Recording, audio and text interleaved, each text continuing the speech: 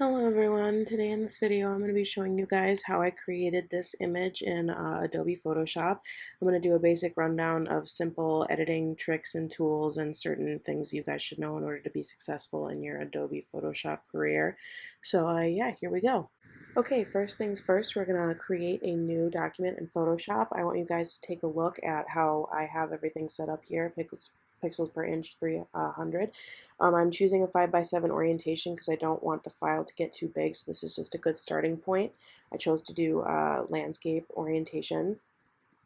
And right now all I'm doing is just using the tools copy and pasting. I'm literally just copying and pasting right on directly into the Photoshop document.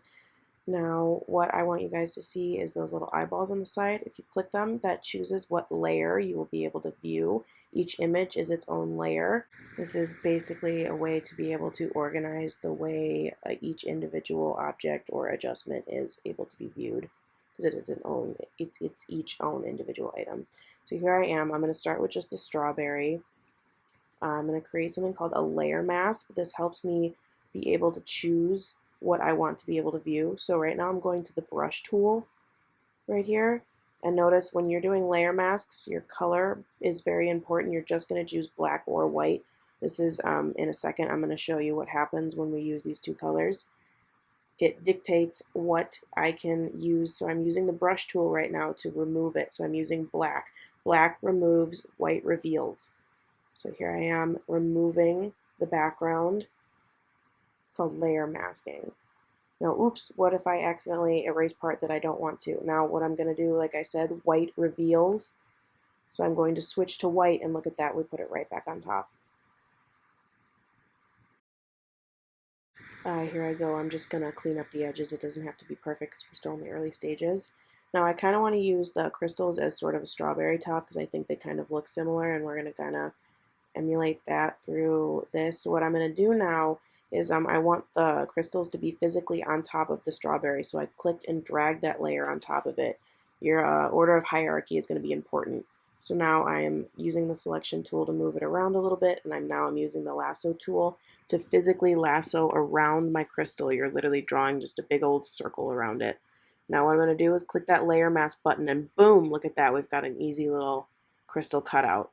Now it's not going to be perfect because the edges aren't done because I didn't I didn't refine the edges. Now I want you to notice how I started to draw and see how the color came up blue. I was trying to edit my layer mask, but I didn't click my layer mask. This is a common mistake. If all of a sudden you're trying to edit out your layer mask and trying to reveal it or conceal it and it's not working, make sure your layer mask is clicked. I still make this mistake to this day. It's just an easy thing to overlook. So here I am cleaning up the edges of the crystal and kind of moving it on top. Doesn't that look like a cute little strawberry top? Okay, so with my selection tool, I want to be able to move the strawberry and the crystal together. So what I'm going to do is emulate. I'm going to click both layers. I just clicked and held and clicked both layers, and I'm clicking this little button that says group. And this, by being able to do this, here, and I just hit Command T, that just selects the entire thing. I'm able to move it simultaneously. So now I'm going to add my jack tools. This is a glass blowing tool, and I'm going to show you guys a different way to create a layer mask. So now I'm going to use the lasso tool again, but it's a different type of lasso. This time I'm going to use the magnetic one. This is basically, it clicks onto all edges that I present to it. So I'm not clicking anything. I am simply just dragging my mouse to it, and it, I guess you could say, magnetically sticks to the edges or any distinct points. So I create that shape, and then I'm going to go over there and click the layer mask once again. So I have a nice easy cutout of this. So yeah, now I want the jacks to be moved to the top, so I'm dragging that hierarchy so it's above the group. So now I am positioning the jacks on top to kind of make it look like it's a little tongs for like a cherry on a sundae, sort of. It's kind of what I saw in my head here. So now I'm cleaning up that layer mask so that way it's just more believable. Now I'm going to add the flower. So I'm going to use those little eyeball tools to get rid of everything just so I can see the shape easier. And it's easier for me at least to deal with one layer at a time. So I'm using that magnetic lasso tool again here. And my job is not going to be a great perfect job, but for me, I like to work with just the general outline and then clean it up afterwards. I think it's just easier and quicker, more efficient for me to do it that way. But you can get as close as you want or as accurate as you want. So now I'm just going to go around and I'm clicking the letter V on my keyboard to be able to use the selection tool. And now I'm using the eyeballs to view my new layers. There I am again. I use V to be able to select certain layers. And now I'm just going to start cleaning up the layer masks using that brush tool, remember?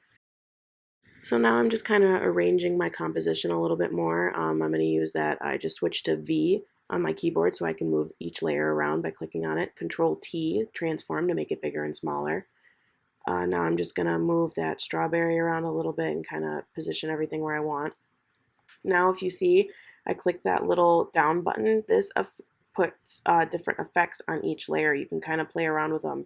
Exclusion changes the colors. You know, you can have vivid light, hard light, overlay. You can play around with those. Those can help you create different effects for each layer. So here I am, again, using that layer mask to clean up the crystals.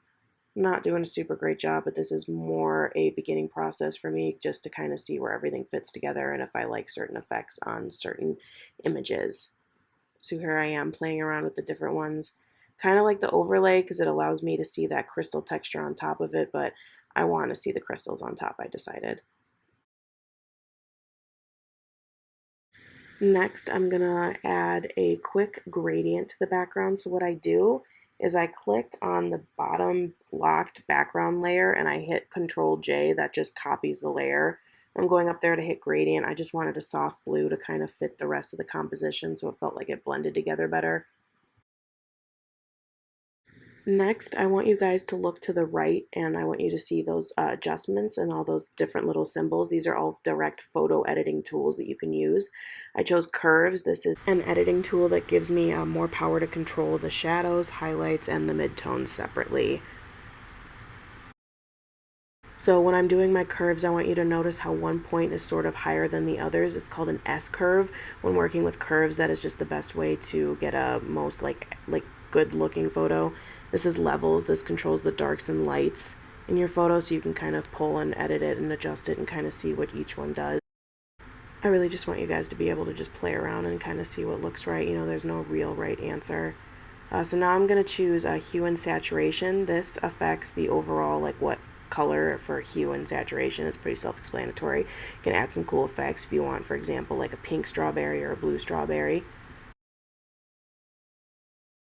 So before you saw that the curves adjusted everything below it, right? So now what if I want just one specific layer to have a curves effect on it? So I'm going to bring that flower to the front. We're going to focus on the flower. I'm going to go ahead and hit curves, and I'm going to get the blue flower to exactly how I want it.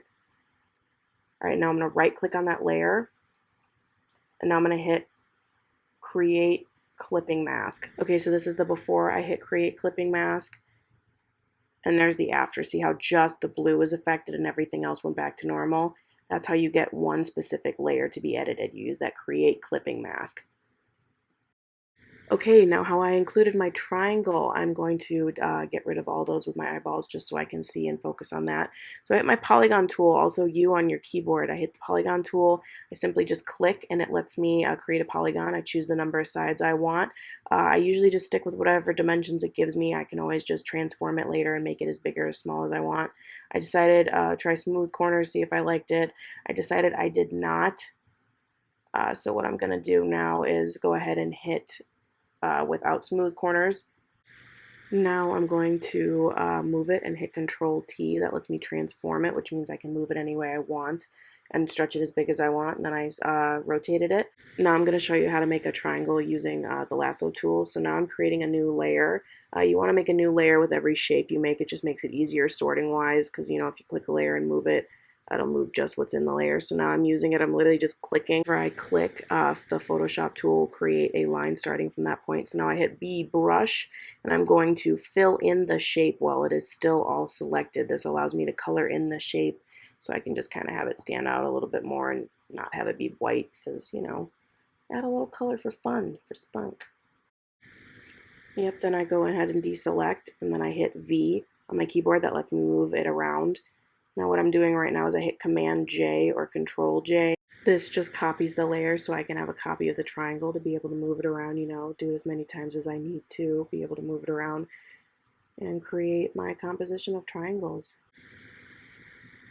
Okay, and this is my finished product. I ended up rearranging all the triangles. I ended up copying those two white triangles to kind of make it look like a little waffle cone. And then I thought the blue and the blue flower in the background kind of just emulated the little strawberry center nicely and the little crystal strawberry top along with the tongs. This is my finished piece. So after this image, I'm going to insert a keyboard shortcut for you guys. So I kept saying, I kept pressing the, either B on my keyboard for brush or V on my keyboard for select. So I'm going to enter a little key for you guys to be able to look at that. And I hope this was a helpful tutorial for you guys, and I'm excited to see your work. Thank you.